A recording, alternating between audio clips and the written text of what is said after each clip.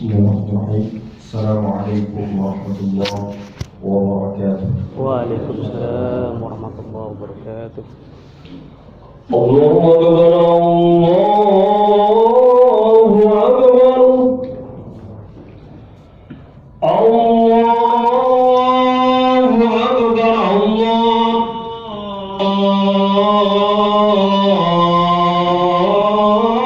Allahu Akbar. Asyhadu an la ilaha illallah.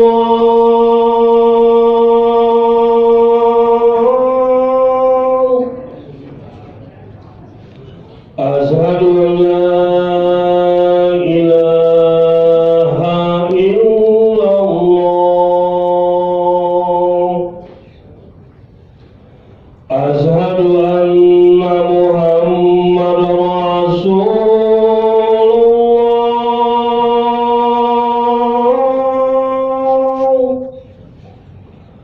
Asyhadu anna Muhammadar Rasulullah.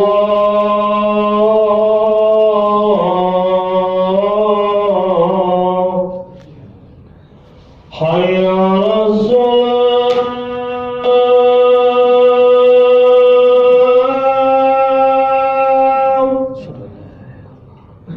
Hayya 'alas shalah.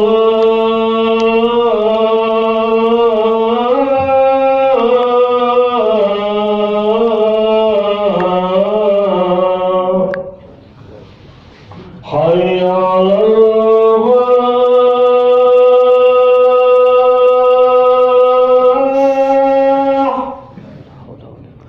Hayya 'alal falah.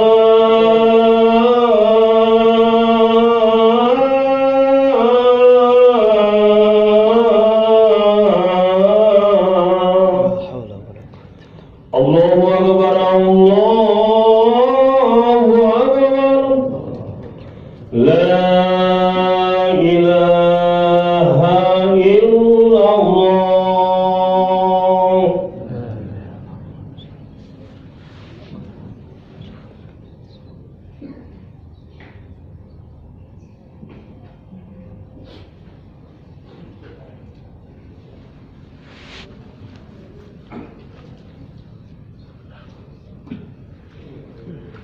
Innal hamdalillah.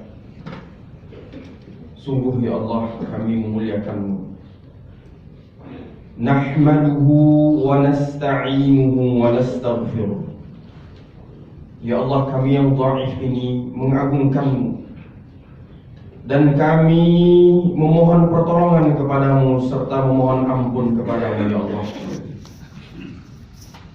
Wa na'udzu billahi min syururi anfusina wa min sayyiati a'malina. Ya Allah, kami berlindung kepada-Mu dari buruknya jiwa-jiwa dan hati-hati kami ya Allah. Serta kami berlindung kepada-Mu ya Allah dari porak-porandanya amalan-amalan kami yang penuh dengan kealpaan dan kekurangan. Man yahdihillahu fala mudilla lah. Sesiapa saja yang Allah berikan hidayah serta petunjuk, maka tidak ada satu makhluk pun yang mampu memberikan kesesatan kepadanya, baik dari golongan manusia maupun dari golongan makhluk yang lain yang disebut dengan jin. Wa may yudlil fala hadiyalah. Begitu pula, jika Allah telah sesatkan dia, maka tidak ada satu makhluk pun dari golongan manusia maupun jin yang mampu memberikan hidayah. Asyhadu an la ilaha illallah wahdahu la syarikalah, wa asyhadu anna Muhammadan 'abduhu wa rasuluhu la nabiyya wa la rasula ba'dah. Qala Allah Ta'ala fi kitabihil karim ba'da a'udzu billahi minasy syaithanir rajim. Ya ayyuhan nasu qad ja'atkum maw'izatun min rabbikum wa shifaa'un lima fis sudur wa hudan wa rahmatun lil mu'minin. Allahumma salli wa sallim ala sayyidina Muhammad wa ala ali sayyidina Muhammad alladhi qala innama bu'istu liutammima makarimal akhlaq atau kama qala Rasulullah sallallahu alaihi wasallam. Amma ba'd. Jamaah salat Jumat yang dimuliakan oleh Allah Subhanahu wa taala. Sebagai seorang hamba, hendaknya kita memiliki kesadaran yang mendalam bahwa apapun yang kita miliki dan kita rasakan saat ini semua datangnya dari Allah Subhanahu wa taala. Itulah yang disebut dengan nikmat. Nikmat yang seyogyanya, kata Allah Subhanahu wa taala, kita pergunakan untuk tunduk, patuh, taat, bersimpuh di hadapan Allah Subhanahu wa taala. Itulah yang disebut dengan syukur. Memaksimalkan semua yang Allah berikan untuk tunduk patuh kepada Allah Subhanahu wa taala. Mudah-mudahan kita termasuk hamba-hamba Allah yang bersyukur. Salawat dan salam kita sanjungkan kepada Nabi besar Muhammad sallallahu alaihi wasallam. Jika kita telaah dan kita tadabburi serta kita hayati, maka tentulah pasti kita akan merindukan dengan serindu-rindunya kepada makhluk yang paling mulia yang bernama Muhammad sallallahu alaihi wasallam. Semua telah akan dikumpulkan berbaris di hadapan nabinya masing-masing. Dan kita ditakdirkan dan dimaktubkan kita akan berada di barisannya Rasulullah sallallahu alaihi wasallam. Mudah-mudahan kita termasuk umatnya Rasulullah sallallahu alaihi wasallam yang akan mendapatkan syafaat. Jamaah salat Jumat yang dimuliakan oleh Allah Subhanahu wa taala. Wasiatnya Rasulullah menjadi rukun sahnya khutbah Jumat. Maka khatib ingin menyampaikan wasiatnya Rasulullah sallallahu alaihi wasallam. Wasiat yang harus disampaikan di setiap Jumatnya dan di setiap khutbahnya. Wasiat tentang imtithalu awamirihi wa jtinabu nawahi. Kerjakan perintah Allah dengan rasa cinta yang mendalam dan tinggalkan setiap maksiat dengan rasa takut yang mendalam. Dan sekali lagi kata para ulama, wasiat ini tidak boleh berhenti hanya pada kaum Adam saja. Sampaikan wasiat ini kepada kaum Hawa yang ada di kediaman kita, ibunda kita, istri, anak perempuan, semua halayak yang ada di sisi kita dari kaum Hawa wajib mendengarkan dan disampaikan wasiatnya Rasulullah sallallahu alaihi wasallam. Wasiat takwa, wasiat yang tidak lekang dimakan oleh waktu, dan wasiat yang akan menyelamatkan kita dari siksa kubur dan siksa akhirat. Mudah-mudahan kita selamat semua dan kita terus ingat akan wasiat Rasulullah sallallahu alaihi wasallam. Jamaah salat Jumat yang dimuliakan oleh Allah Subhanahu wa taala, di tengah kesibukan kita, di tengah hiruk pikuk kehidupan kita, di tengah letih dan lelahnya semua dimensi yang kita rasakan, ada baiknya kita mendengarkan kisah masyhur, kisah yang sangat terkenal, kisah yang sangat agung, kisah yang tertulis dalam tafsir Al-Maraghi, kisah yang termaktub dalam tafsir Ibnu Katsir, kisah yang tertulis dalam tafsir At-Tabari dan Qurtubi. Kisah dari seorang hamba yang disebut sebagai waliul auliya, pemimpin para pemimpin, waliul ulama, pemimpin para ulama, waliyut tabi'in, pemimpin para tabi'in, waliyul fuqaha, pemimpin para ahlul fiqh dan hukum, waliyul qudha, pemimpin para hakim di masanya, yang lahir di kota Madinah pada tahun 21 Hijriah dan wafat pada tahun 110 Hijriah. Belajar dari 90 sahabat Rasulullah, murid dari Utsman bin Affan, murid dari Ali bin Abi Thalib, murid dari Abu Hurairah, Anas bin Malik, Abdullah ibnu Mas'ud. Dialah yang disebut sebagai Abu Sa'id, Ibnu Abi Hasan, Ibnu Yasir, Ibnu Al-Basri, atau dikenal dengan Al-Imam Hasan Al-Basri. seorang yang ahlul hikmah, bijaksana yang sangat luar biasa. Dan kisah ini sangat masyhur, tertulis dalam kitab-kitab tafsir. Satu masa Imam Hasan Al-Basri didatangi oleh 3 pemuda dari negeri yang berbeda-beda. Pemuda yang pertama datang menghadap kepada Imam Hasan Al-Basri. Wahai Imam,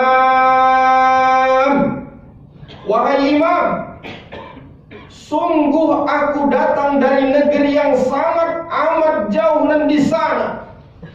Aku datang membawa kabar dari masyarakatku dan dari umatku. Wahai Imam, ketahuilah, sungguh di negeriku saat ini sudah lama sekali buminya tidak diturunkan oleh Allah Subhanahu wa taala hujan, sehingga kami dilanda kekeringan yang sangat amat berbahaya bagi kami. Wahai Imam, sudikah kiranya Imam memberikan petuah dan wasiat kepada kami? Lalu Imam Hasan Al-Basri mengatakan, wahai pemuda, ajaklah penduduk negerimu dan masyarakatmu untuk memohon ampun. Sesungguhnya Allah Subhanahu wa taala Maha Pengampun. Ajaklah penduduk negerimu untuk beristighfar kepada Allah Subhanahu wa taala. Innahu kana ghaffar. Sesungguhnya Allah Subhanahu wa taala Maha Pengampun, dan Allah menyukai orang-orang yang meminta ampun. Lalu datang pemuda yang kedua. Wahai Imam, sungguh aku ingin mengadu kepada Allah, dan sungguh aku ingin menyampaikan kepadamu, wahai Imam, yang engkau adalah ahlul bijaksana, ahlul hikmah. Ketahuilah wahai Imam, negeriku sekarang dilanda dengan 2 musibah. Musibah yang pertama adalah kemiskinan dan kefakiran yang sangat akut. Ditambah lagi wahai Imam, ketahuilah bahwa di negeriku banyak perempuan-perempuan yang sekarang tidak mampu lagi memberikan keturunan kepada kami, sehingga kami khawatir agama dan ajaran Rasulullah SAW tidak mampu kami lanjutkan karena kami kekurangan keturunan, karena kami tidak memiliki zuriyah. Wahai Imam, sudikah kiranya Imam memberikan petuah dan nasihat kepada kami? Lalu Imam Hasan Al-Basri mengatakan, wahai pemuda, ajaklah seluruh handai taulanmu, ajaklah seluruh masyarakatmu, ajaklah seluruh pendudukmu untuk beristighfar dan memohon ampun kepada Allah Subhanahu wa taala. Sesungguhnya Allah Subhanahu wa taala mengampuni dan mencintai orang-orang yang meminta ampun. Lalu datang pemuda yang terakhir, pemuda yang ketiga. Wahai Imam, sebagaimana pemuda yang pertama dan pemuda yang kedua, aku datang dari negeri yang sangat amat jauh. Aku melakukan safar dari negeriku ke tempat Imam Hasan Al-Basri demi satu hal. Aku ingin mengadukan permasalahan negeriku. Ketahuilah wahai Imam, sungguh kami memiliki sawah ladang yang sangat luas, tapi sungai-sungai yang ada di negeri kami sudah lama tidak mengalirkan airnya ke kebun dan sawah kami. Dan ini mengkhawatirkan bagi seluruh penduduk negeri kami. Lalu Imam Hasan Al-Basri mengatakan, wahai pemuda, ajaklah seluruh masyarakatmu, ajaklah seluruh keluargamu, ajaklah seluruh handai taulanmu untuk meminta ampun kepada Allah dan beristighfar kepada Allah. Sesungguhnya Allah Subhanahu wa taala mengampuni dan mencintai orang-orang yang beristighfar. Lalu 3 pemuda ini meninggalkan kediaman Imam Hasan Al-Basri. Imam Hasan Al-Basri masuk ke kediaman dan menjumpai muridnya Wasil bin Atha. Wasil bin Atha adalah periwayat hadis yang sangat banyak dan luar biasa meriwayatkan hadis. Lalu muridnya bertanya kepada Imam Hasan Al-Basri, diikuti dengan rasa penasaran yang sangat luar biasa. Wahai Imam, Tidakkah ini menjadi sesuatu yang sangat membuat kami penasaran? 3 pemuda dengan permasalahan yang berbeda-beda datang kepadamu dari negeri yang sangat jauh, dan engkau hanya memberikan satu saja petuah: memohon ampun kepada Allah dan beristighfar kepada Allah. Bukankah ini sesuatu yang sangat membingungkan, wahai Imam Hasan Al-Basri? Lalu Imam Hasan Al-Basri tersenyum. Kemari wahai muridku, ketahuilah, sesungguhnya aku menjawab bukan dengan hawa nafsu. Sesungguhnya aku menjawab bukan dengan syahwatku, tapi aku menjawab dengan ayat Allah Subhanahu wa taala dalam surat Nuh ayat 10 sampai 12. Bukankah Nabi Nuh mengatakan dalam Al-Qur'an, melewati perintah dan firman-Nya Allah Subhanahu wa taala, "Faqultu astaghfiru rabbakum innahu kana ghaffara." Nabi Nuh mengatakan, wahai umatku, beristighfarlah dan mohon ampunlah kepada Allah Subhanahu wa taala. Maka dengan istighfarmu yursilis samaa'a 'alaikum midrar. Dengan istighfarmu Allah akan turunkan hujan yang membawa keberkahan untuk kalian. Wa yumdidukum bi amwalin wa banin. Dengan istighfarmu, dengan permohonan ampunmu, Allah akan angkat kemiskinan dan kefakiranmu, serta Allah akan berikan keturunan-keturunan yang saleh dan salihah yang akan membahagiakanmu. Wa yumdidkum bi amwali wa banina. Ketahuilah dengan istighfarmu, ketahuilah dengan permohonan maafmu kepada Allah Subhanahu wa taala, permohonan ampunmu kepada Allah Subhanahu wa taala, Allah akan aliri setiap sungai-sungaimu yang mengering itu. Inilah kisah yang sangat luar biasa yang termaktub dalam kitab-kitab tafsir para ulama tafsir, tentang bagaimana dahsyatnya permohonan ampun kepada Allah Subhanahu wa taala. Dahsyatnya kalimat istighfar. Dengan kalimat istighfar ini Allah akan buka sumbatan-sumbatan dalam kehidupan kita. Dengan istighfar ini Allah akan rungkai setiap kekusutan dalam hidup kita. Dengan istighfar ini Allah akan jadikan ringan setiap berat dalam hidup kita. Dengan istighfar ini Allah akan bukakan pintu rizki, dan Allah akan angkat kefakiran serta kemiskinan yang ada di dalam diri. Barakallahu li wa lakum fil Qur'anil azim, wa nafa'ani wa iyyakum bima fihi minal ayati wa dzikril hakim. Aqulu qawli hadza wa astaghfirullahal azim, innahu huwal ghafurur rahim.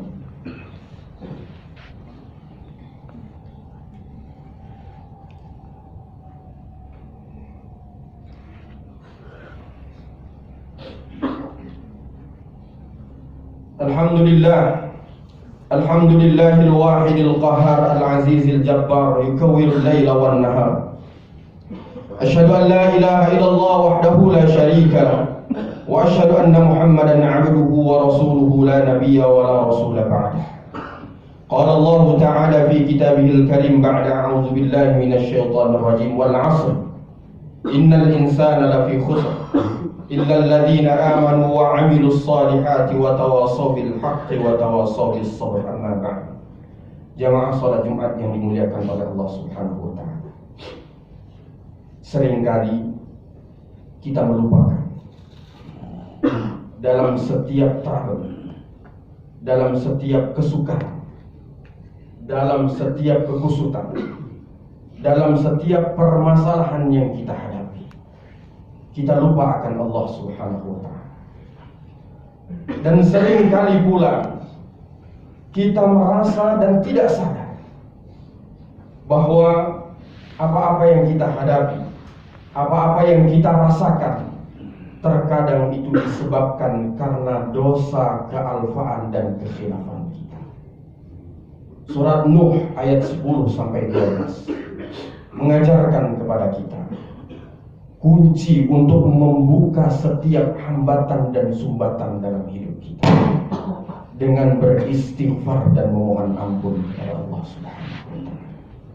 Kisah di atas menceritakan kepada kita betapa dahsyatnya nilai-nilai istighfar, betapa dahsyatnya kekuatan istighfar, betapa dahsyatnya kekuatan permohonan ampun kepada Allah Subhanahu wa Ta'ala.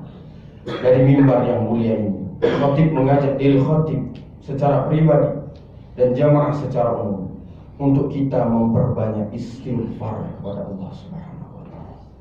Dimanapun kita berada, dalam kondisi apapun, dalam keadaan apapun, dalam posisi apapun, basahi lidah kita, buat lembab tenggorokan kita dengan kalimat istighfar. Dan itu dicontohkan oleh Rasulullah SAW yang sudah pasti dosanya yang akan datang diampuni, dan dosanya yang telah lampau diampuni oleh Allah Subhanahu wa Ta'ala. Sehari tidak kurang dari 100 kali istighfar. Itu yang dilakukan oleh Rasulullah SAW. Inna Allah wa malaikatahu yusalluna 'alan nabi ya ayyuhalladzina amanu sallu 'alaihi wa sallimu taslima. Allahumma ighfir lil muslimin wal muslimat wal mu'minin wal mu'minat al ahya'i minhum wal amwat innaka sami'un qaribun mujibud da'wat wa ya qadiyal hajat Allahumma la tada' dhanban illa ghafartah wa la hamman illa farajtah wa la daynan illa qadaytaha ya arhamar rahimin. Allahumma ij'alna minal mustaghfirin. Allahumma ij'alna minal mustaghfirin. Allahumma ij'alna minal mustaghfirin. Allahumma inna nas'aluka ridhaka wal jannah wa na'udzu bika min sakhatika wan nar. Allahumma inna nas'aluka husnal khatimah wa na'udzu bika min su'il khatimah. Allahumma ansur ikhwanana al-mustad'afina fi Filastin. اللهم انصر إخواننا المستضعفين في غزة. اللهم انصر إخواننا المستضعفين في كل مكان. اللهم بارك بلدنا هذا إندونيسيا يا الله. وصل اللهم على نبينا محمد وعلى آله وصحبه وسلم. عباد الله، إن الله يأمر بالعدل والإحسان وإيتاء ذي القربى وينهى عن الفحشاء والمنكر والبغي يعظكم لعلكم تذكرون ولذكر الله أكبر. أقيموا الصلاة. الله أكبر الله أكبر. أشهد أن لا إله إلا الله.